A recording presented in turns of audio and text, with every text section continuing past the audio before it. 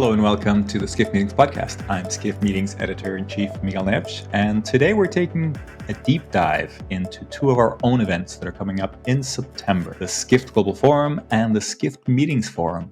And to do that, we're joined today by Brian Quinn, our Vice President of Editorial Events.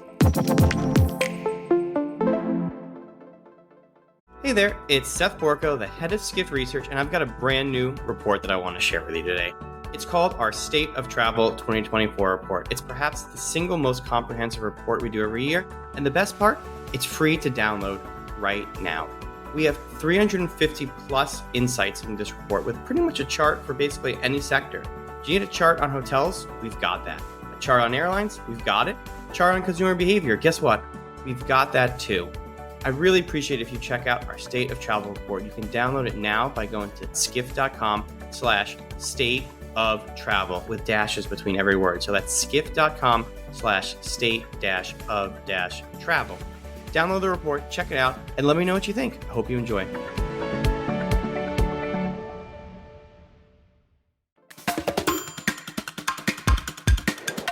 Hey Brian, welcome to the show.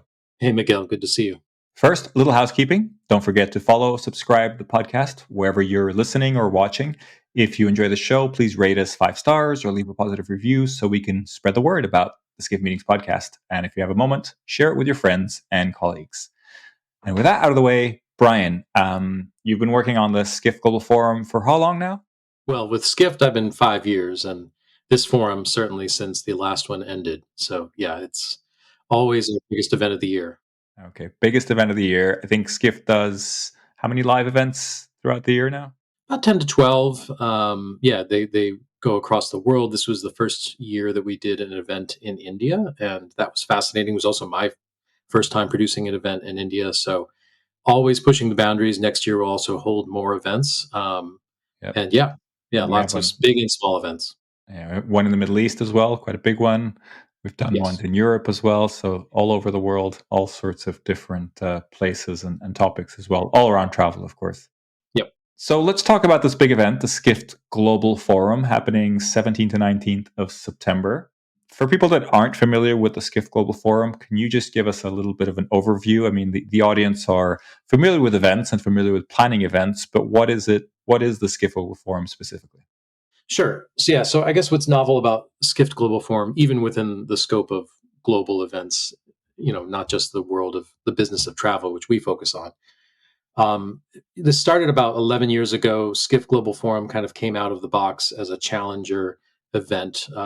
Since its inception, it was always about the future of travel, cutting edge, being different, and it carved out this niche through journalism, through having a unique point of view and building that community and audience together that also shared that desire to talk about things either in a more frank and provocative way or honest way, and also pushing the industry forward. So that's always been the promise of Skift Global Forum, is that we are there to help push the industry forward.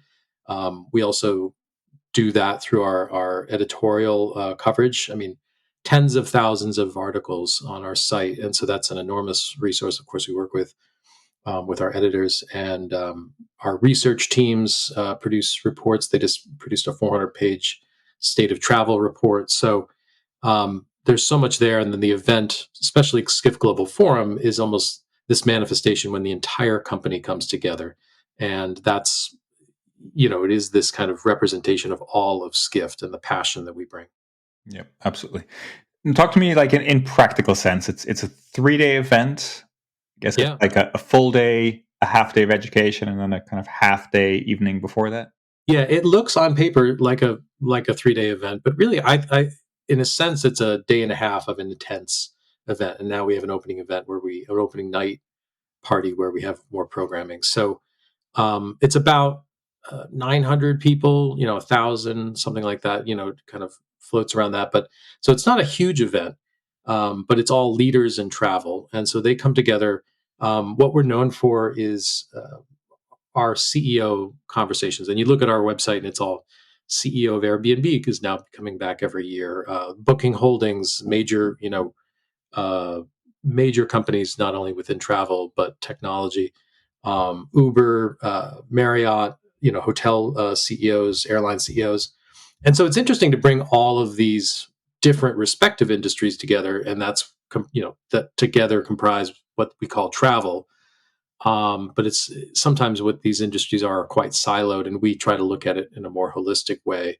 And our editors and research analysts engage in really kind of thoughtful and thought-provoking conversations on stage with these leaders, often pushing the envelope, maybe even beyond certainly what they're sometimes comfortable with. And that's part of the energy in the room, and that's what's great. So across those 3 days, yeah, we have a lot of activities going on. A lot of it really is about the stage, though, and that's kind of what makes, I guess, Skift Global Forum unique, or Skift's approach to events, in a sense that we go against some of the rest of the industry in terms of really trying to push all these other facets sometimes, because we really focus on the story as the driver of a lot of what we do. Okay. Let me unpack a couple of things there. So we have the Skift Global Forum, about 900 to 1,000 people.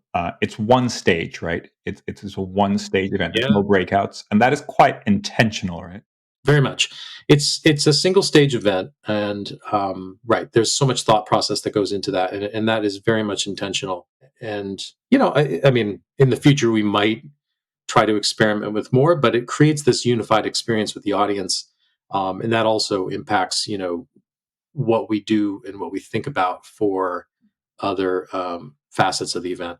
I guess originally at one point people had kind of dubbed it the TED Talks of travel, which I guess also represents that single stage experience. So that's a bit of the lineage of how we got to there. Yeah. And you mentioned the CEO interviews. I mean, I've seen, yeah, like you said, Brian Chesky, the CEO of Airbnb, on stage. I've seen him. I think this will be my fourth time this year, I guess. And this is an individual that's worth 12 point something $billion on paper, at least. I mean, let's talk a little bit about how you get these people there in the first place, and then how do you get to actually have these honest conversations with them? Because that, in my mind, is quite unique. I don't see a lot of events able to do this. Definitely, yeah. There's a lot of thought that goes into it, and there's obviously so much that leads up to it in the process. Having those relationships through the journalism side is, of course, crucial.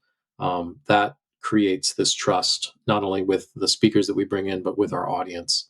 And really, it's a lot of negotiation, some persuasion, and we want to make sure that, of course, that when the speakers come to us, they know, and the speaker teams, they know that we are going to be we're going to bring our own unique perspective to the conversation, that it's not going to just be reading a press release on stage. So they know that in the interaction that we're going to be honest and fair in our interviews, but also uncover the problems that whether a CEO like Chesky, if whether a person worth $12 billion or whatever, they've created this company, but they're still trying to solve some of these core problems that so much of the industry also has in front of them. So that's what's the unifier, and it we don't just kind of make it about the person either. It's really about this thing that we call travel and the bigger picture, and what everyone else in the room can benefit from hearing on that, or thinking about new strategies.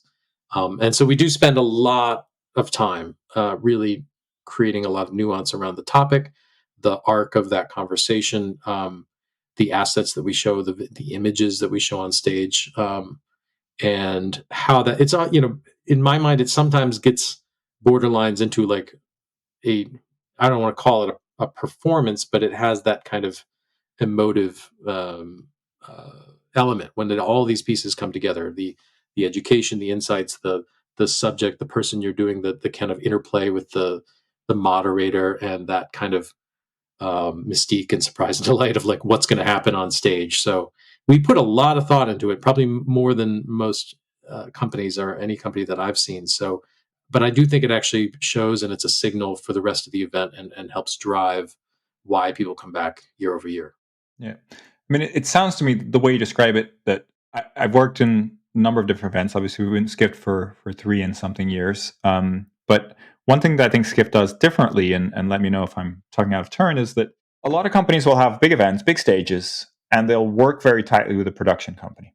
They'll prepare the slides, they'll prepare the presentations, they'll do that things. But then when it comes to actually the content on stage, that's kind of left up to the presenter. Or, there's sort of like a gap there, and it feels to me that you're going much deeper into that. So it's not like you're scripting every moment because it's an interview, right? But you are very careful about the arch, like say that you said, that kind of conversation, where the conversation goes, how it develops. That's all something that you're considering very closely. Is that, you think, the thing that really sets Skift Global Forum or Skift events apart? Sure. Yeah, I think it is. And it's also a necessity by having a single stage. If we had, and I've produced these kind of festivals and events before where we have multiple different stages, you just simply have to let each of those people driving the conversation on stage self, you know, self-regulate in terms of the quality of their discussion. And you try to push them forward and instill these ideas as much as you can. But yeah, I guess I think there's a fine line. We're not trying to tell people what to say on stage ever. That's not our goal. What we're trying to do is craft their story and work with them in a collaborative way to make sure that story is best told either in an interview format, which is a fireside chat is kind of a lot of what we're known for, and it's a very kind of personal, in-depth format.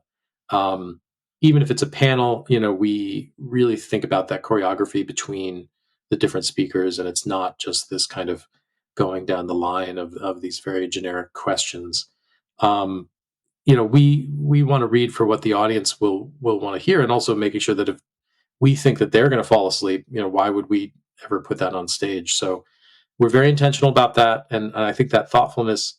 Um, you know, I guess one thing that's interesting is we hear a lot about this talk about you can't just do events like you did before the pandemic. Everything's changed. You can't just sort of you need to think about things in a new way. Part of what I hear there is that you can't hide and just sort of allow things to just happen and not have the care and thoughtfulness that allows something to really be well presented. You need to put more energy into it, and it goes back to these core principles of what people want out of an event. And there's still parts of it I think that are cyclical, but I think what Skift does and why some of our events, in some ways, resemble a bit of what we did before the pandemic is because we've never let go of that quality. There's still other pieces to it that create the picture, but that stage-driven quality and the audience, surprisingly, often to me, very much. I guess you could think of it almost like obedient. Like it's like everyone's just coming back into the room at the end of the networking break and sitting right down and joining. They're right there for the next conversation. Well, it's because they know that that's where the action is, and that's how that drives then what they're going to discuss in the networking break, things like that. So it is really interesting, the kind of permission asset that we have with our audience and the ability to drive it from that story perspective. Yeah, fascinating. I wrote a post recently on LinkedIn about this idea of having kind of attendees that sort of float in and out of sessions, and then you have these dedicated participants that kind of sit and kind of consume everything. Do you feel that this format kind of attracts the best of both worlds in a way, because it is a single stage, right? So if you want to step outside, take a call, if you have to do a meeting, you can do that, right? But you can also just be there and absorb and kind of have that kind of experience that everybody has together. Is that kind of an important consideration when you're thinking about that attendee engagement? Well, I guess I'll say I don't design for the people that are walking out of the room taking a phone call. Nobody does, right? But unfortunately, it happens, right? Like even when we're at an Yeah, event, it happens sometimes, right? yeah. Well, so because it is such a tight format, it looks like it's 3 days, but again, it's really just a day and a half of really high octane. A lot of stuff happening. 20 to 30 sessions. Which most of our discussions are very short, 20, 30 minutes. Well, no, actually, even 20, 25. We keep getting shorter and shorter because we recognize, and just like the day and a half timing of the, most of the content itself, that people's time is precious. And I think we frame things in that way. So even if a leader, from the industry comes and they can only make the first day, they're going to get a tremendous amount out of that. But I think they recognize that they should not be sitting there on their phone taking calls, because what's the point? They're going to miss it. And what I see, I guess, with events that have that behavior is that it's because the people recognize people are pretty savvy, and they see quickly, like, oh, this is not really worth my time. And oh, this is, nobody's people are not discussing anything interesting on stage, or this is not helpful to me. So yeah, I think that goes both ways. It's not just that people naturally come to conferences to take meetings and calls externally, but they want to, for us, at least for the Skift Global Forum audience, they come because they have a passion about this subject, and they want to connect with other passionate people and think about the different catalysts that these ideas on stage present. So it's not everybody in the room, but I think that's largely who we design for. Yeah, I mean, from what I understanding of the Skift Global Forum audience, it's a very kind of investor audience. It's a very kind of engaged in the industry audience, which I think at some other events, if you weren't able to really capture their attention, they could easily be, doing business the whole time they're at the event, right? There's all this kind of like deal making going on, but yet you manage to capture them. And like you say, they come back in the room and they sit down and they kind of trust that your curation of the speakers, etc., will keep them engaged. How do you think about these like ever fleeting attention spans? You mentioned the sessions being shorter. Is that intentional? Is that something that you really kind of want to go in that direction? I definitely think about attention spans, and when we, for example, work with a speaker, even if it's a presentation or editorial, fireside chat, we want to get to those kind of those nuggets at the end. The big ideas that they discuss that are how would I say this?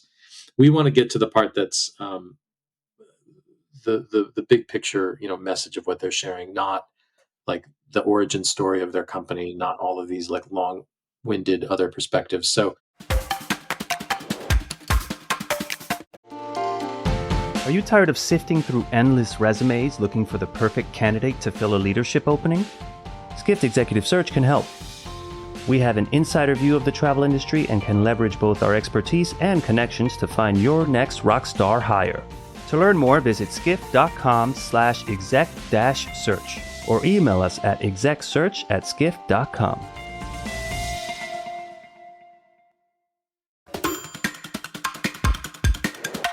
Yeah, for designing for attention, I mean, we definitely think about shorter formats in a way of saying, how can we get to the heart of the conversation as fast as possible? And when we work with our speakers, even for a solo presentation or a fireside chat, we really try to get them to leave behind the long-winded bio or who I am or how the origin story of our company. None of that. Like, we assume that there's a lot of table stakes in the room. People understand the subject matter. They're smart. They can research it later if they need to, but that you want to give them the really heart of that strategy. So who's attending? We used to say there was like people, we had this MST phrase, which was marketers, strategists, and technologists. And I think marketing or that kind of understanding of people and strategies, also understanding people, and then of course the shifts in technology still drive a lot of what the people want from what the audience wants from these conversations on stage. And of course they're self-interested. How does this apply to my job? How does this apply to the work that I'm doing? So by Skift coming up with these concepts and saying, okay, editorially, we think XYZ is going to be the future big trend here in travel. Let's discuss that with a CEO and also have other multifaceted pieces around that, our research, our editorial. In the event itself, it's not like that manifests in the pre-function or the networking spaces necessarily. It could, in the future, but for the most part, we allow the attendees to kind of self-select and engage in those conversations and figure out what they want to talk about. But so we don't try to dictate everything. We try to have that kind of, I guess it's, a little bit of tension or highly programmed pieces, and then release, or there's things that are unprogrammed, like networking to some degree, sometimes intentionally. Sometimes you need to give the brain a break. So I guess as a programmer for the stage, I think about all of these different cadences for sure, and even throughout the day, how I space or put different conversations back to back. Like it all has an intention, and it's not always perfect, and some of it's an experiment. And we always want to also try to continue to experiment with new formats. But yeah, that's what we try to do as much as we can with that single stage and the audience size we have. Um, but this is what's great. You have Skift Meetings Forum now on the first day of the forum. So I get to turn the tables on you, Miguel, and say, you have a smaller audience, 200 people. What are you doing to engage in that audience attention span and do, an event for event planners and people that that are important to that industry? Like, how are you shaking that up or thinking about it for Meetings Forum? Yeah, I mean, so a lot of what we're doing is taking a page from what you're doing. So, we're doing the CEO interviews. We are keeping the same format. We are also single stage. We're actually in the same stage this year. So, it'll be nice to share that stage in some ways. So, we're actually preceding the Skift Global Forum. So, very much the same format. We've had a couple of really high end CEOs that we're going to interview. Reggie Agarwal from Cvent and Ben Irwin from Encore, both like 5,000 to 7,000 person companies. So looking forward to that. I guess the equivalent, if you will, in the meetings industry. We have a few panels, all timely topics, stories that we've been writing about, etc. I think the one area that we're doing slightly differently is we're keeping these two sections of the program. They're about 25 minutes, and they're just after some really thought-provoking sessions, and we're calling them the comparing notes sessions. And the idea here is to actually have the audience connect with each other. I think we're trying to kind of say, look, it's not very common for corporate or association planners to speak to each other. You're kind of involved within one organization, in usually a relatively small department within an organization, and to actually speak to people from other companies and get ideas and kind of understand the problems, the challenges they're facing, what they're going through.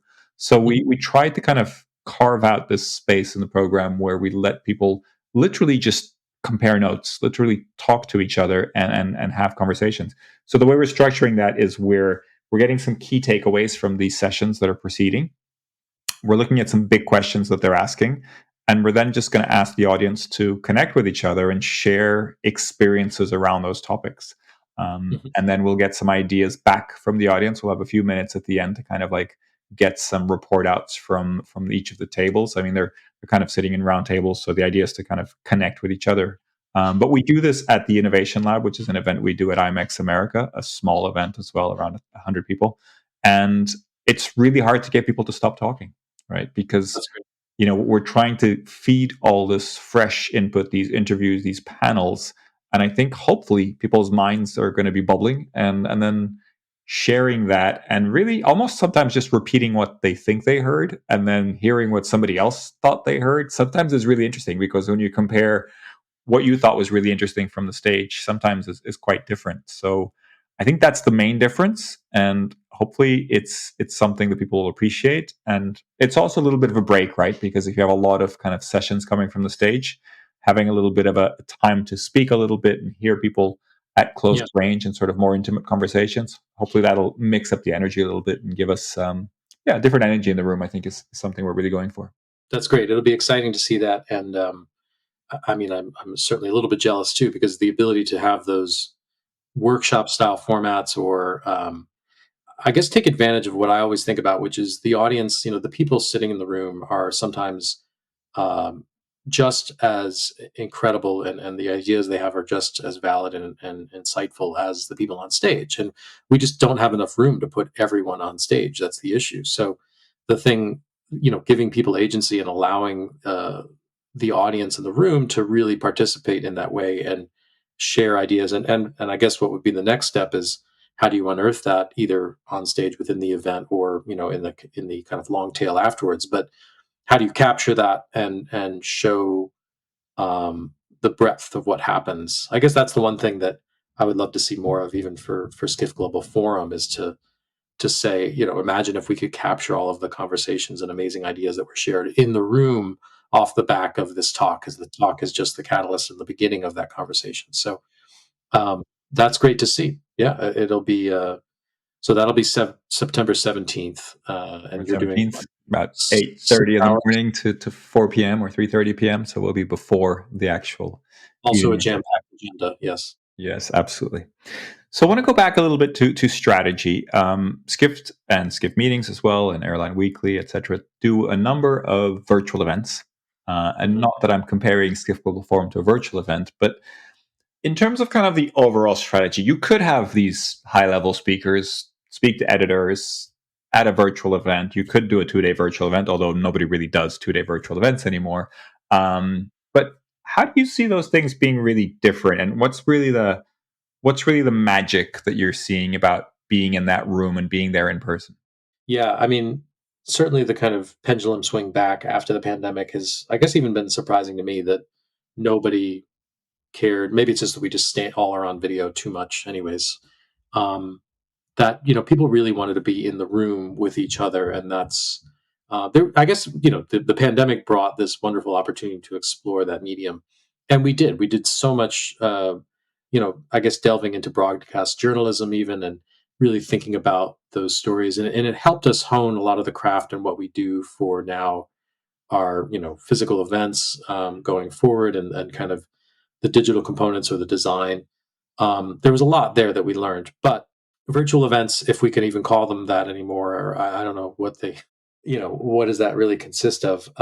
But for me, I see it as, again, I go back to the story, and it's like, how much can this conversation be? How much do I want to listen to this conversation? Our founder, Rafat Ali, and CEO, he recently had this posit that there's a behavioral change between audio and video and our interactions, and that we're becoming perhaps more ubiquitous, and that this interplay, that's why Spotify, I guess, is adding video for podcasts, things like that. So this there's a behavioral change in terms of we're becoming more agnostic. So I would like to see the virtual events be a part of the longer tail or the lead up or whatever, the things that provide some scene setting, even for um, I guess it's not window dressing, but it's things that happen around the big physical event. And for me, it's another way for us to kind of let the community know, here's the signals of what we're going to be creating, and maybe even some call to actions to, here's what we want to hear from you. So for me, it is a part of the larger picture, but it's been hard to see that it has enough energy behind it to kind of exist on its own in the same way that physical events present all of these different opportunities. So I guess that's the over under I see at this time. I mean, I would love for it to continue to change, and digital physical to the worlds will continue to collide, but I think we've reverted to the mean for the most part now. Makes sense. Last question for you, and hopefully kind of sum it up nicely. How do you tell if your work and the global forum has been successful? Well, there are data points, and then there's a lot of non-data points. Um, Going back to my origin in the music industry, so I kind of came into this career in a weird way, coming from producing concerts. It really is sometimes for me the energy in the room, and an example would be like in music, we would have this thing called a pin drop moment, where the whole audience, you can feel the audience just hush. And the idea is, of course, literally you could hear a pin drop. And in a performance, that's you get the goosebumps, you have this emotion. I live for those moments. I love that. And I love seeing that in an event, even if we're talking about, obviously even a somewhat dry, topic, but it's about that magic all coming together. So for me, there is the sort of, you can't really always measure it through data, but the magic in the room and the attendees and the conversations you have after the event, and have you struck the right tone in terms of what everybody's thinking and feeling, and how can you use the event as a platform to open up some of those ideas um, and connections. And then, of course, there's sentiment afterwards, and getting insights as far as what people wanted to see and improve. And I've also been surprised there, where it's the feedback, there somebody's experience can be completely different from what I thought it was in that moment. So not all of it is valid, and that's what's great. And so, you know, uh, for me, defining success in this, you really have to kind of look at balancing all of these different factors. What did we set out to do? What's the kind of multi-year scope of the growth of this event and what it means for the industry and the people that we're serving? How are we, in a sense, being of service in creating this event for this community? So I guess those are all of the bigger picture things. And of course, there's very obvious ones like revenue and and the ticket sales and how, and people coming back year over year, and did we fulfill that promise? So I think for me, the quality, the intention of what we do helps underscore, and people feel it, that we've delivered. But again, we're always competing with ourselves, so we're always saying, how are we going to change the next year or improve it or make investments or take chances so that we can continue to push those boundaries and yes, the industry forward. Brian, thank you so much for talking with us today. If you're not familiar with the Skift Meetings Forum, September 17th, or the Skift Global Forum, September 17th and 19th, make sure you check them out. And hopefully we'll be having a nice conversation after both of these events over an alcoholic beverage or not. And we'll be talking about how great they were. So looking forward to that later in September.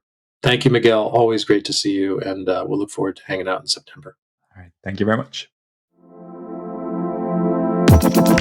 Hey there, if you're listening to us on Spotify, Apple Podcasts, or wherever you listen to your podcasts, please make sure to subscribe, rate us 5 stars, or leave us a positive review. That really helps us get out the word about the Skift Meetings podcast and make sure that we can continue to bring you this podcast every week absolutely free of charge. If you're watching on YouTube, make sure to subscribe to the Skift channel and hit the notification bell to find out whenever a new video drops.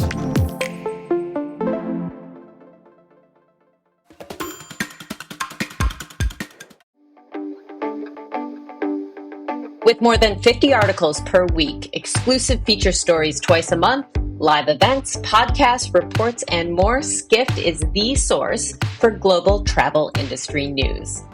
See what we've been up to at skift.com and stay ahead with the latest insights and trends shaping the future of travel.